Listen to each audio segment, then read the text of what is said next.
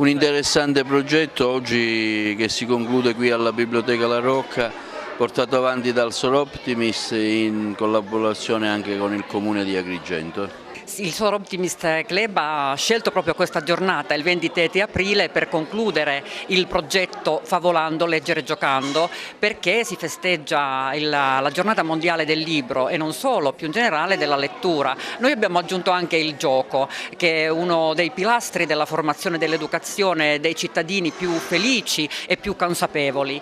Noi abbiamo proposto 3 laboratori, il 3, il 13 e il 20 di aprile. Le nostre socie hanno collaborato con i bambini, c'è stato un entusiasmo reciproco nel sentire le storie agrigentine, le siciliane, che hanno stimolato la creatività e lo spirito di collaborazione tra bambini e adulti. Oggi è la giornata della restituzione, quindi i bambini doneranno alla biblioteca i lavori che hanno svolto sotto la guida delle nostre socie. Sì, ricalca lo schema di un progetto nazionale cui attraverso il Sor Optimist anche il Comune di Agrigento ha aderito, ed è una di quelle iniziative che, seppure per alcuni versi sono un po' più sottaciute rispetto ad altre e hanno meno risalto, io credo che veramente rappresentino una tipologia di partecipazione del Comune sul territorio che veramente non se ne ha mai abbastanza.